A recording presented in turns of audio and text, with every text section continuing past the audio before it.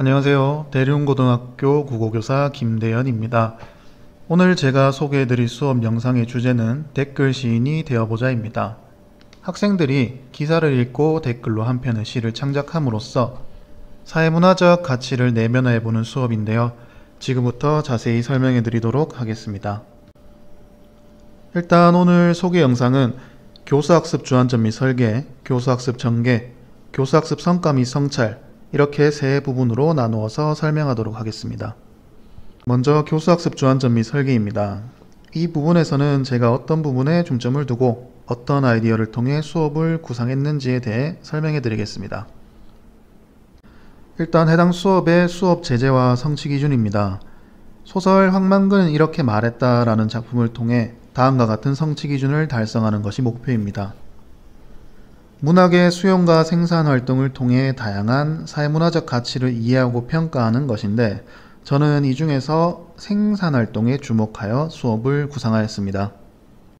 앞서 보신 성취 기준을 달성하기 위한 소단원 학습 목표 구성은 이렇습니다. 1, 2에서 볼 수 있듯이 작품을 읽고 사회문화적 가치를 발견한 후 이해, 평가하는 활동이 교과서에 제시되어 있었습니다. 제가 사용하고 있는 교과서에서는 학습 목표 3이 다른 소단원에 구성되어 있었는데 저는 교과서를 재구성하여 이 학습 목표를 해당 단원에 가져와서 활동을 구성해 보았습니다. 그런데 이 학습 목표를 가지고 와서 생각해 보니 학생들에게 그냥 문학 작품을 생산하라 라고 해도 부담이 될 텐데 여기에 더해서 사회문화적 가치를 담은 내용까지 요구를 하고자 하니 어떻게 하면 성공적으로 목표 달성을 할 수 있을까 라는 고민이 들었습니다. 그래서 문학 영역과 관련된 학생들의 다양한 생각을 알아볼 필요가 있다와 같이 생각이 들어서 다음과 같이 학생들을 대상으로 설문조사를 실시했습니다. 지금 보여드리는 것 말고도 다양한 질문이 있었지만 몇 가지만 보여드리도록 하겠습니다. 우선 설문조사 결과 학생들이 국어교과 중 가장 흥미를 느끼는 영역은 문학이었습니다. 게다가 두 번째 질문인 문학의 수용 및 생산활동이 삶의 질을 높이는 데 도움이 된다고 생각하나요? 라는 질문에 다음과 같이 응답했고 그렇지 않다, 전혀 그렇지 않다에 응답한 학생은 아무도 없었습니다. 또한 세 번째 질문에 대한 응답은 저도 좀 놀라웠는데 100일장 교과활동을 제외하고 자발적으로 문학창작 활동을 한 경험이 있나요? 라는 질문에 과반수 이상이 있다 라고 대답하였습니다.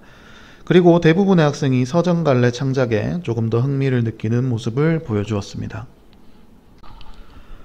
그래서 저는 대부분의 학생들이 문학에 대한 긍정적 태도를 지니고 있고 서점갈래를 더 선호한다는 것을 알고 시창작 활동을 하기로 방향을 잡았습니다. 그리고 내용에 포함되어야 할 사회문화적 가치라는 것은 공동체가 중요시하는 가치이기 때문에 개별활동보다는 모둠활동이 더욱 의미가 있겠다라는 생각을 했습니다. 이를 바탕으로 모둠시 활동을 구상해 보았습니다. 그런데 학생 개인마다 가치관이 다르기 때문에 모둠시에 들어갈 사회문화적 가치를 정하는 부분에서도 어려움을 느낄 것 같았습니다. 그래서 댓글 시인 제페토라는 사람을 예시로 들어주었습니다. 지금 이 영상을 보시는 분들 중에서도 아시는 분이 많을 거라고 생각합니다. 뉴스 기사에 나타나 한 편의 시를 작성한 네티즌이었는데 결국에는 시집까지 발간하게 됩니다. 이 글은 제페토 시인이 쓴 댓글 중 하나입니다. 폭설 속에서 3일 만에 구출한 한우라는 제목의 기사인데 아래와 같은 한 편의 시를 남겼습니다. 학생들에게 이 시를 보여주었을 때 생명 존중, 생명의 소중함이라는 사회문화적 가치를 발견할 수 있다 라고 대답하였습니다. 이렇게 시를 창작하는 것은 수업 제재와도 유사성이 있었습니다. 황만근은 이렇게 말했다에 등장하는 민씨는 황만근을 곁에서 살펴보고 그의 삶에서 소중한 사회문화적 가치를 발견합니다. 그리고 황만근이 죽고 나자 묘비명의 형식을 빌려서 그의 삶을 평가하는데 하늘이 내고 땅이 일으켜 세운 사람이라고 말을 합니다. 댓글 시인 제페토도 마찬가지입니다. 타인의 삶에서 가치를 발견하고 이를 바탕으로 시를 창작하게 됩니다. 마찬가지로 학생들도 타인의 삶에서 가치를 발견하고 모둠시를 창작한다면은 작품의 내용 및 형식적 특징에 대해 학습하면서 성취 기준을 달성할 수 있을 거라 생각했습니다. 이를 바탕으로 수업을 구체적으로 설계하기 위해 활용한 교수학습 모형은 협력학습과 창의성 개발학습 모형입니다. 첫 번째로 협력학습에 관한 내용입니다. 이 수업에서는 기사를 읽고 모둠원 모두가 한 줄의 시를 작성한 후에 모둠시를 완성하게 되는데 이를 통해서 창작의 부담을 줄여줄 수 있습니다. 또한 한 편의 시를 완성해 나가는 과정에서 새로운 지식과 관점을 알게 되고 자신감, 자기 효능감을 형성하는 등 인지적, 정의적 측면에서 긍정적 효과를 얻을 수 있을 거라 기대했습니다. 두 번째로 활용한 교수학습 모형은 창의성 개발학습 모형입니다. 학생들의 창의적 사고를 요구하는 수업에 적합한 모형이라고 할 수 있습니다.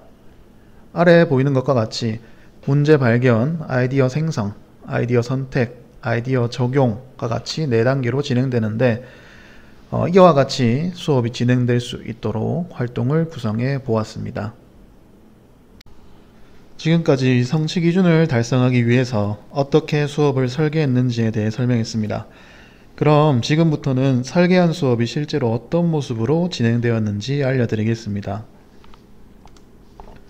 전개는 보시는 바와 같이 교사가 먼저 시범을 보이고 학생들이 창작하고 결과물 발표 후 평가를 진행하는 것으로 구성했습니다.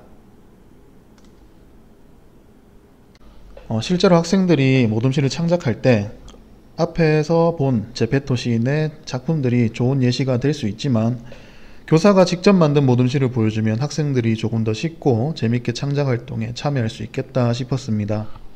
그래서 실제로 제 친구들이 모여있는 단체 채팅방에 기사를 올리고 한 줄의 말을 적어달라고 부탁했습니다.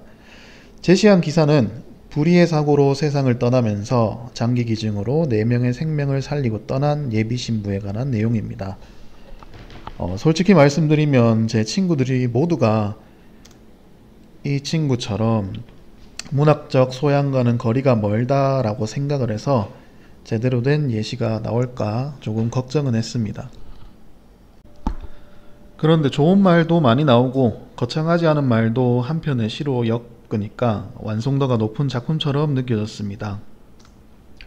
여기서는 아낌없이 주고 간 사람, 너의 희생, 나의 영웅, 천사가 하늘로 돌아갔네 와 같은 말들도 있었고 별은 일찍 떠나갔지만 별빛을 남겼다라는 멋진 말도 있었습니다.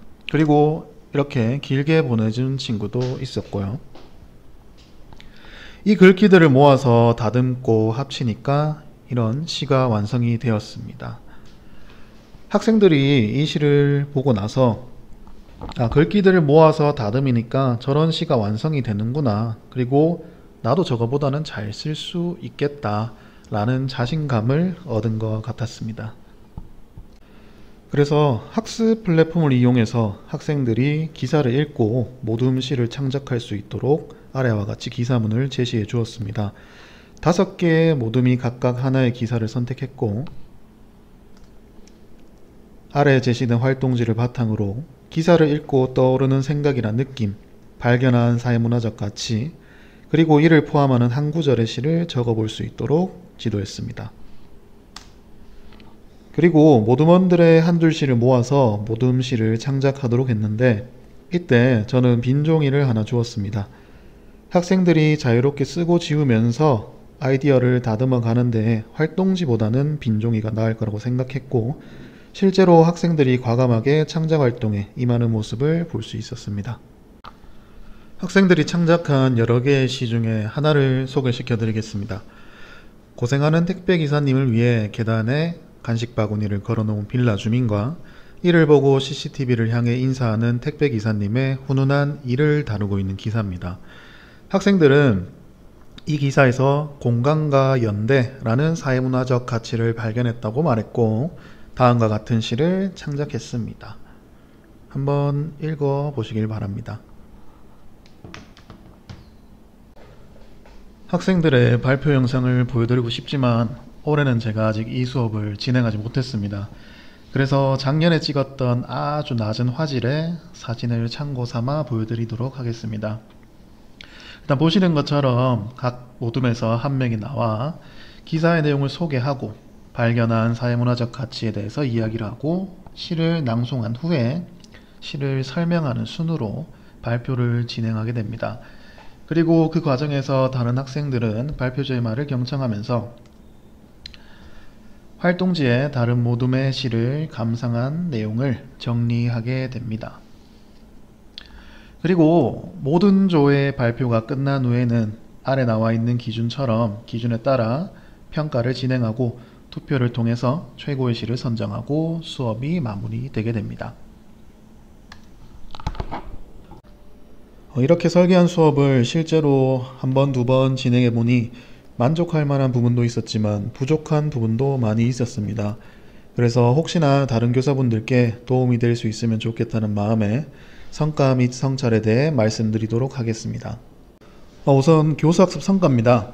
이 수업을 끝내고 난 뒤에 저는 정말 학생들의 새로운 면모를 발견할 수 있었습니다.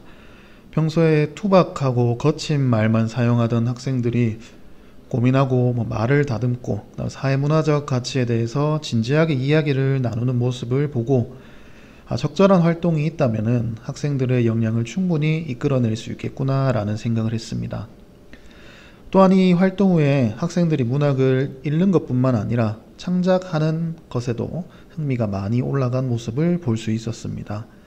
또한 이 모든식 창작 활동은 지금 앞에서 제시한 성취기준뿐만 아니라 자아성찰 혹은 매체와 관련된 성취기준에서도 활용될 수 있기 때문에 이 활동을 지속적으로 여러 단원에서 진행한다면 학생들이 문학의 생활화를 이루는데 도움이 될 거라고 생각합니다. 반면에 부족한 면도 많았던 수업입니다. 수업이 끝나고 난 뒤에 만약에 학생들이 직접 기사를 선택했더라면 혹은 실제 뉴스 기사에 댓글을 작성했더라면 이라는 생각이 들었습니다. 만약 그렇게 했다면 학생들의 활동 참여도 창작 후의 성취감이 더 높아졌을 거라고 생각합니다. 그래서 다음에 수업을 진행할 때에는 실제 기사에 댓글을 작성할 수 있도록 지도할 예정입니다. 그리고 원래 이 수업은 1차 시로 수업을 구성을 했었습니다. 1시간 수업으로 끝내려다 보니까 자연스럽게 학생들의 모둠 활동에 많이 간섭하게 되었고 이는 애초에 참고했던 창의성 개발 학습 모형의 취지에 어긋나는 수업의 형태였습니다. 또한 모둠시 발표 후에 교사의 질문, 교사의 피드백만 있었는데 나중에 생각을 해보니 발표 과정에서도 학생들끼리 이야기를 나눌 수 있도록 만들었으면 어땠을까라는 아쉬움이 남게 되었습니다. 그래서 다음번에는 이 수업을 진행한다면 보다 자유롭고 여유로운 수업을 계획하고자 마음을 먹게 되었습니다. 이상 모둠시 창작활동 수업에 대한 설명이었습니다. 많이 부족하지만 혹시 비슷한 활동을 계획하고 있는 선생님들에게 조금이나마 도움이 되었으면 좋겠습니다.